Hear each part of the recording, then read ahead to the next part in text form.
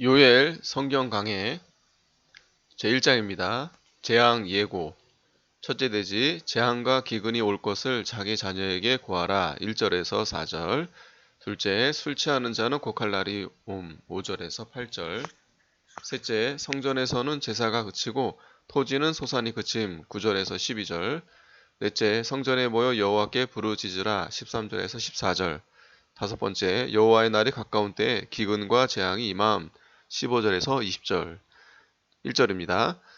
여호와께서 부드엘의 아들 요엘에게 이르신 말씀이라. 요엘이라는 이름이 성경에 많기 때문에 착오가 없도록 자기 부친이 부드엘임을 밝혀 자기를 소개했습니다. 여호와께서 요엘을 불러 선지자의 사명을 맡겨 예언하게 했습니다. 2절. 늙은 자들아 너희는 이것을 들을지어다. 땅의 모든 거민아 너희는 귀를 기울일지어다. 너희의 날에나 너희 열조의 날에 이런 일이 있었느냐. 너희는 이 일을 너희 자녀에게 고하고 너희 자녀는 자기 자녀에게 고하고 그 자녀는 후시대에 고할 것이니라. 하나님께서 요엘에게 앞으로 임할 전무후무한 큰 재앙을 예고하고 그 말씀을 듣는 사람은 그것을 또 자기 자녀에게 고하여 대대손손이 전하라고 하셨습니다. 우리도 성경에 기록된 말세의 혼란을 자기 자녀들에게 가르치고 여러 사람에게 전해 주어야 됩니다. 말세의 대환란이 올 것과 대환란 가운데 예수님의 재림이 있을 것을 자녀들에게 자주 가르쳐야 합니다. 4절. 팥종이가 남긴 것을 메뚜기가 먹고 메뚜기가 남긴 것을 늑이 먹고 늑이 남긴 것을 황충이 먹어도다. 팥종이, 메뚜기, 늑, 황충은 곡식을 먹는 해충입니다. 이런 곤충이 곡식밭에 많이 나타나면 농작물을 다 망치게 됩니다. 팥종이가 곡식을 먹고 남긴 것은 메뚜기가 먹고 메뚜기가 남긴 것은 늑이 와서 먹고 늑이 남긴 것은 황충이 와서 먹습니다. 이것은 재앙이 혹심할 것을 가리키며 재앙이 한번 지나가면 또 다른 재앙이 오고 계속해서 재앙이 임할 것을 가리킵니다. 하나님은 사랑하는 자가 회개하지 않을 때 자주자주 징계하십니다. 5절. 무릇 취하는 자들아 너희는 깨어 울지어다. 포도주를 마시는 자들아 너희는 곡할지어다. 이는 단 포도주가 너희 입에서 끊어졌음이니. 포도주나 다른 것에 취하는 자들은 울며 곡할 날이 온다는 것입니다. 왜냐하면 하나님의 징벌의 날에 포도주가 입에서 끊어지고 비참한 일이 닥치겠기 때문입니다. 요한계시록 17장 1절 2절에 세상주의에 도취될 것을 이 포도주의에 취했다고 했습니다. 오늘날 성도들이 세상 쟁물과 향락에 도취되면 하나님의 심판이 올 때 슬퍼하게 됩니다. 아모스 6장 3절에서 6절에도 대접으로 포도주를 마시고 귀한 기름을 몸에 바르고 사치와 향락에 빠져 있는 자들은 사로잡히는 자 중에서 앞서 사로잡혀 갈 것이라고 했습니다. 땅에서 사치하고 연락하면서 신앙, 양심을 쓰지 않고 영적 생명의 역사가 없는 사람들은 슬퍼하고 통곡할 날이 오게 됩니다. 성도가 앞날에 당할 환란을 미리 바라보고 그 환란에 대한 준비를 해야 합니다. 그 환란을 승리로 통과할 만한 믿음이 없으면 이제라도 근심하고 탄식하고 하나님께 부르짖어야 합니다. 앞으로 성도를 죽음에 넘겨주는 큰 환란이 임할 것인데 순교할 각오를 가지고 나아가야 합니다. 6절. 한 이족이 내 땅에 올라왔음이로다. 그들은 강하고 무수하며 그 이는 사자의 이 같고 그 어금니는 암사자의 어금니 같도다. 그들이 내 포도나무를 멸하며 내 무화과 나무를 긁어 말갛게 벗겨서 버리니 그 모든 가지가 하얗게 되었도다. 이것은 유다 백성의 죄로 인하여 아수르가 침입해 올 것을 가리킵니다. 이족은 다른 나라 즉 아수르를 가리킵니다. 요엘은 아수르 군대의 침략을 메뚜기가 곡식이나 나무를 갉아먹는 데 비유했습니다. 강하고 무수하며 했는데 아수르 군대는 수가 많고 강하다는 것입니다. 그 이는 사자의 이 같고 그 어금니는 암사자의 어금니 같도다. 이 사자의 이는 강하여 모든 짐승의 뼈를 부서뜨리고 암사자의 어금니는 그 새끼에게 먹이를 주기 위해 더욱 잔인하게 짐승의 뼈를 부서뜨립니다. 내 포도나무 내 포도나무 했는데 이것은 유다 즉 하나님의 백성을 가리킵니다. 특히 교회를 가리킵니다. 택한 백성이나 교회가 범죄하면 하나님께서 원수에게 내맡기는데 메뚜기가 곡식이나 나무를 긁어먹는 것처럼 원수가 와서 다 삼켜버린다는 것입니다. 8절. 너희는 애곡하기를 처녀가 어렸을 때 약혼한 남편을 인하여 굵은 배를 동이고 애곡함 같이 할지어다. 처녀는 유다 백성 또는 교회를 가리킵니다. 유다가 아수르의 침략으로 인해서 애곡하되 처녀가 어려서 약혼한 남자가 죽을 때 애통하는 것과 같이 애통한다는 것입니다. 굵은 배는 죄인인 것과 겸비함을 나타내는 옷입니다. 9절 소재와 전제가 여호와의 전에 끊어졌고 여호와께 수종드는 제사장은 슬퍼하도다. 하나님께 드리는 제사가 그치게 되었고 하나님의 전에서 수종드는 제사장은 슬퍼하였습니다.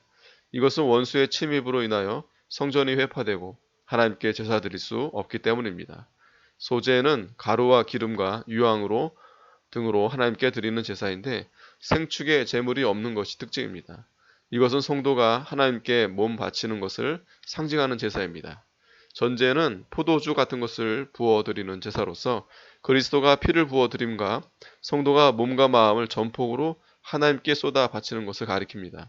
오늘날 하나님을 거역하고 교회를 핍박하는 국가에서는 성도들이 자유로이 예배당에 모이지도 못하고 예배도 드리지 못하고 하나님의 말씀을 배우지도 못합니다.